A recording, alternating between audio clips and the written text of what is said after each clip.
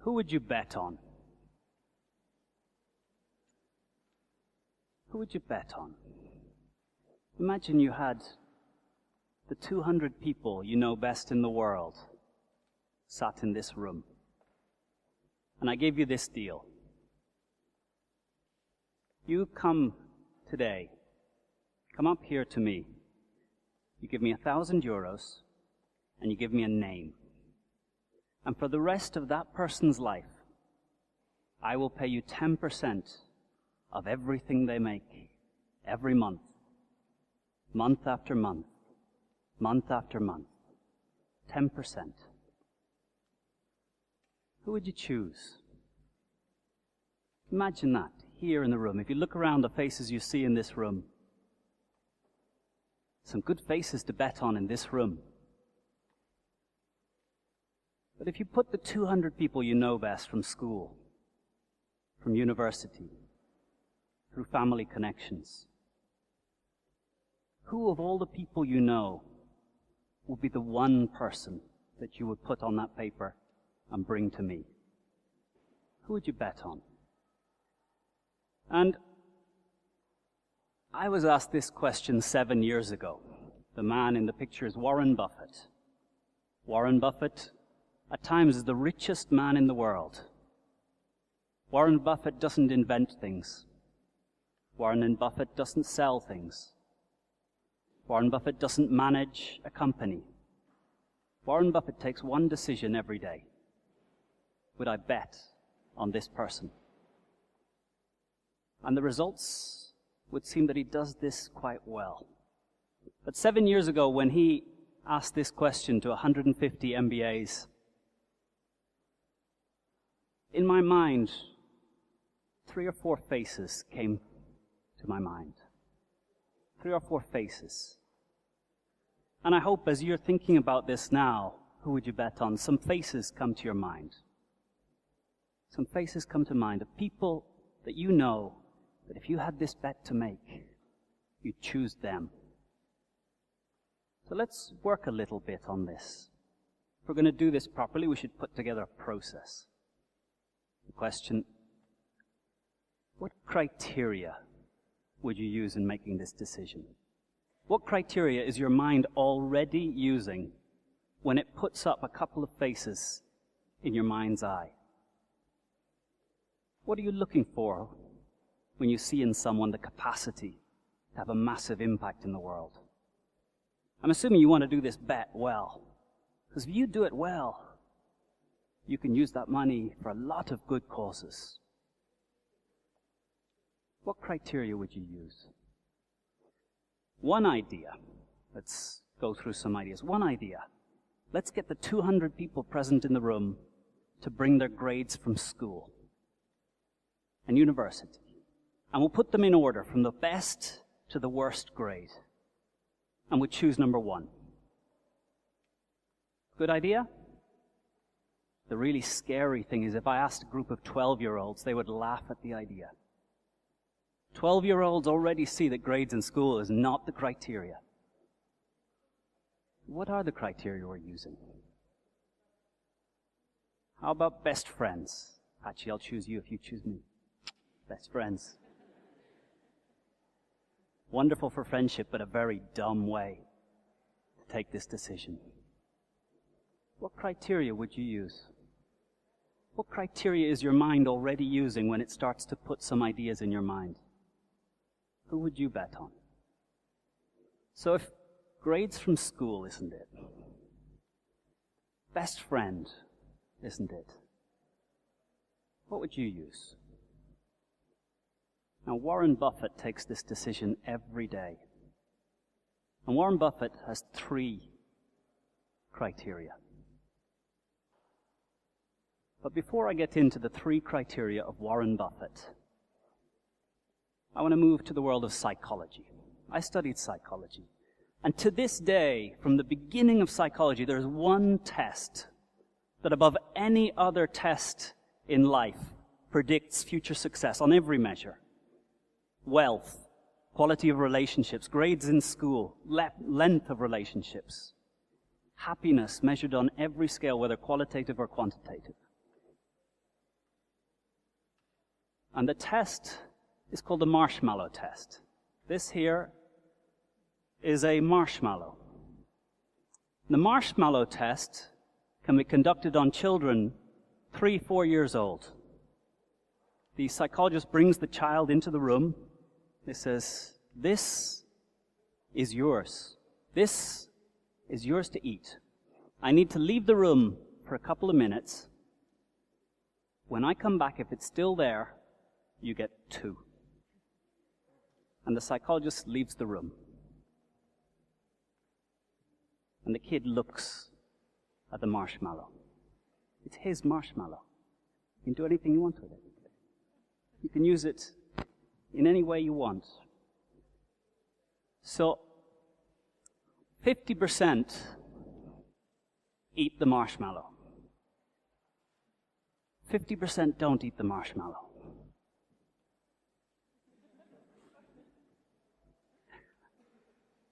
And the 50% that don't eat the marshmallow go on to lead lives that are qualitative and quantitatively better than the kids that do eat the marshmallow.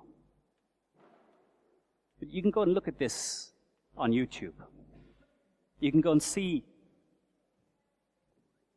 this experiment being carried out. And what is most illustrative is what the children do that don't eat the marshmallow. The kids that eat the marshmallow do something similar. They stare at the marshmallow. They look at it. The kids that don't eat the marshmallow, and you can imagine 3-year-olds, 4-year-olds, they're kind of obvious.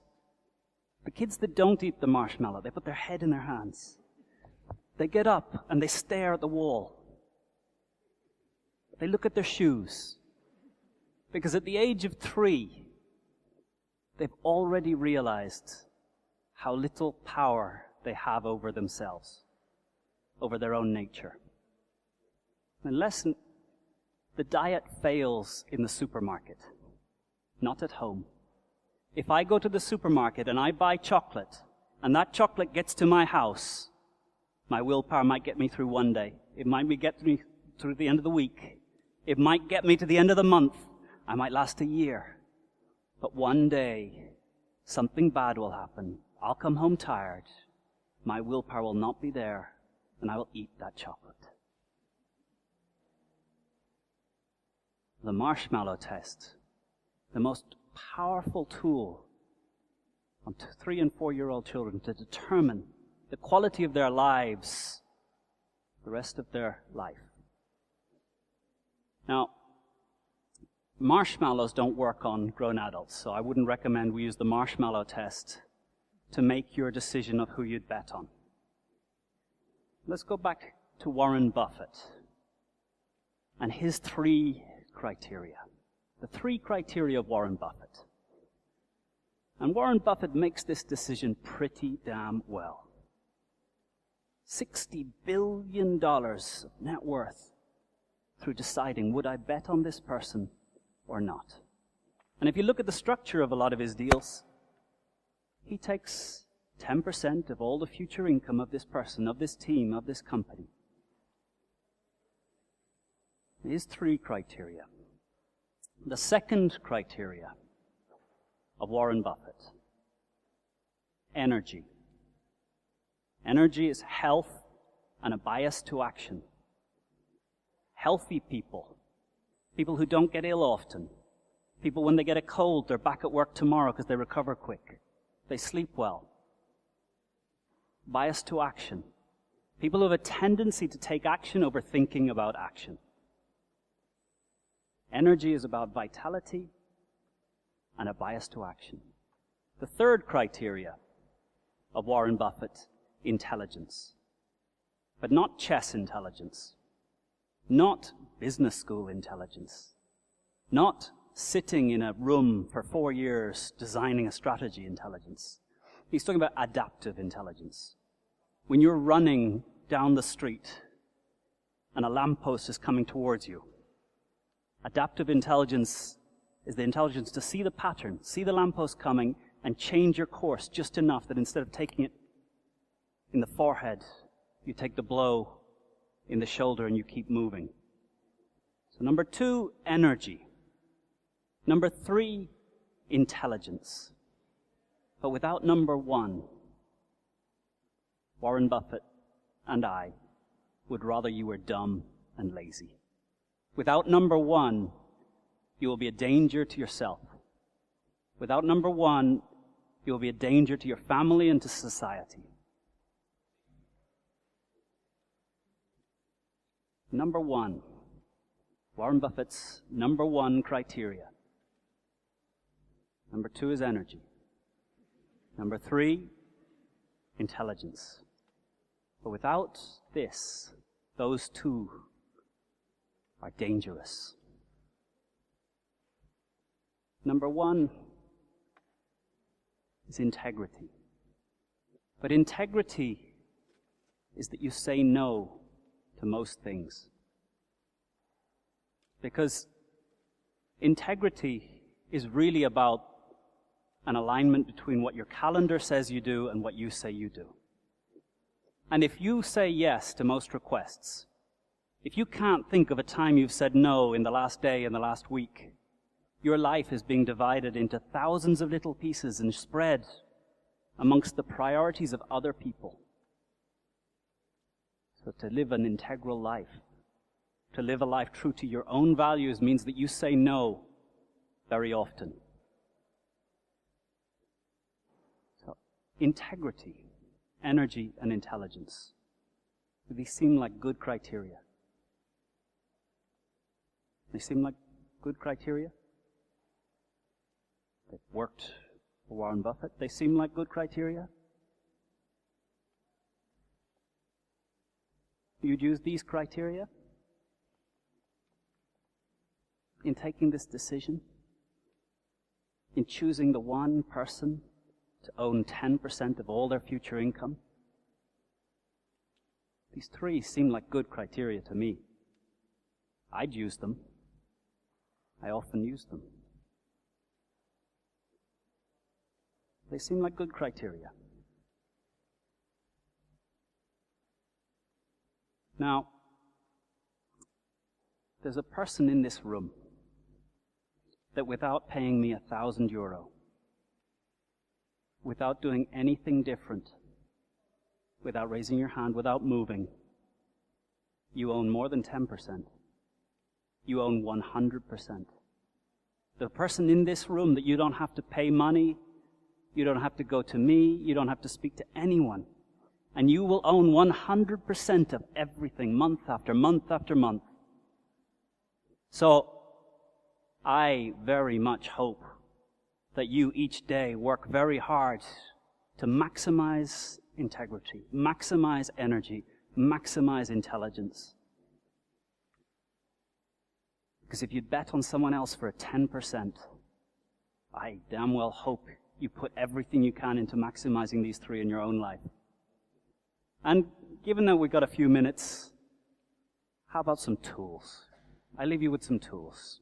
1 tool to maximize your intelligence, 1 tool to maximize your energy, 1 tool to maximize your integrity. And you can put these into action right now. Intelligence. Write stuff down. If you write down ideas you've had today, if you write down people you've met, describe things that are going on, 6 months from now, you won't be the intelligence of 1 moment. You'll be the accumulated intelligence of 6 months of ideas, 6 months of things written down, 6 months of people's quotes. When I was 14 years old, my biology teacher made us write down 5 minutes every day, whatever we wanted. I remember day 1, pen touch paper, this is stupid. What are we doing? Day 2, again, this is stupid. What are we doing? Day 3, he's still doing this. Day 4, strange thing happened to me on the way to school today. Day 5, my brother said something to me this morning. I've written every day of my life since I was 14 years old.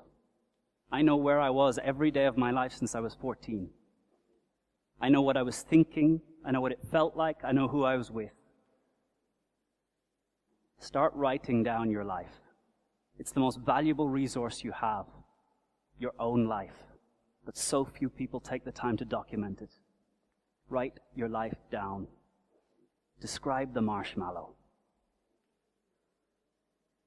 Energy. High-performance athletes. I've spent a lot of time over the last 5 years interviewing the high-performance athletes of Spain. Joseph Akram, Kilian Jornet, Mikel Sonier. Joseph Akram, 10 times he's competed in the Marathon du Sable, 2 marathons a day, 6 days across the Sahara. And Joseph tells me he finishes because he never thinks about more than 15 minutes ahead. He runs for 15 minutes, he stops, has a drink. Another 15 minutes, another 15 minutes. His mind never goes beyond 15 minutes. He says anybody can run for 15 minutes. He's run the Marathon du Sable because he's never, ever let his mind see more than the next 15 minutes. Mikel Sonier swims open water without a wetsuit. Across the English Channel, no wetsuit. 42,000 strokes to leave the English coast over to France. 14, 15 degree water, the cold seeping in with every stroke. How does he do it? Because his mind is never further than stroke, stroke, breath. Stroke, stroke, breath. Hour after hour swimming, but he's never allowing his mind to go anywhere beyond stroke, stroke, breath. But with the marshmallow, deal with one marshmallow at a time. One marshmallow at a time. What's the next step? Do not let your mind jump forward and see the biggest thing.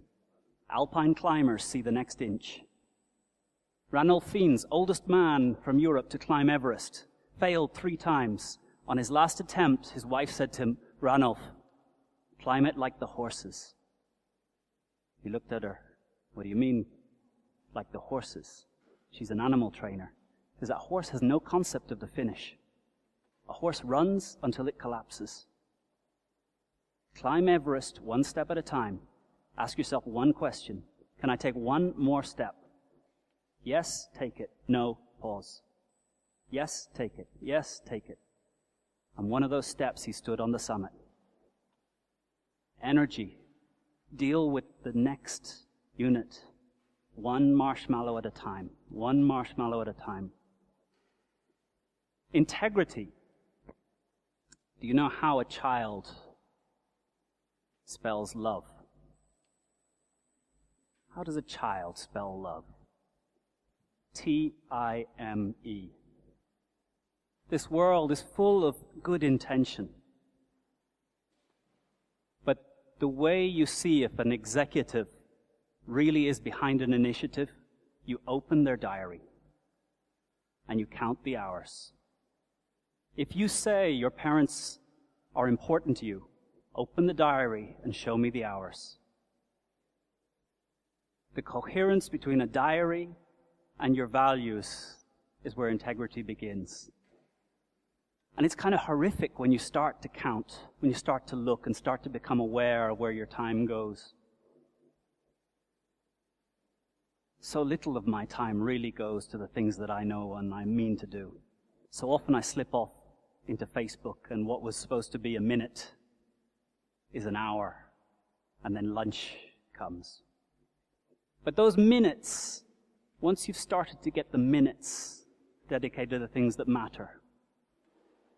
And the truly important thing to remember about the marshmallow test is that there's hundreds and thousands and millions of marshmallows in your life. Hundreds of little decisions, minute after minute, day after day, that all sum up. And success in life is not one massive good decision. Not one marshmallow not eaten. And failure is not one marshmallow eaten or one poor decision. Failure is repeated bad decisions. Success is repeated, consistent good habits. We so underestimate what we can achieve in a year and so overestimate what we can achieve in a day. A page a day and you have a book in a year. You'll never write a book in one day.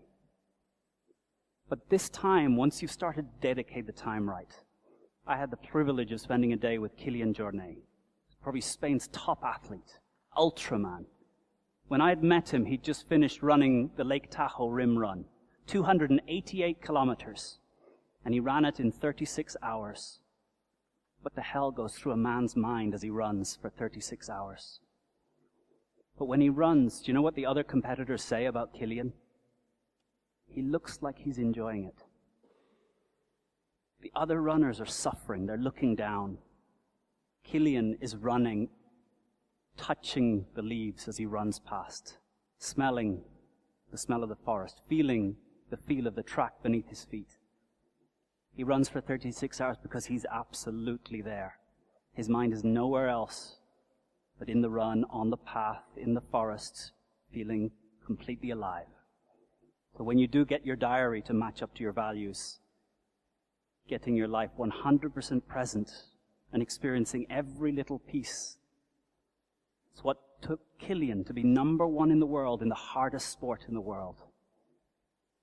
So the lesson,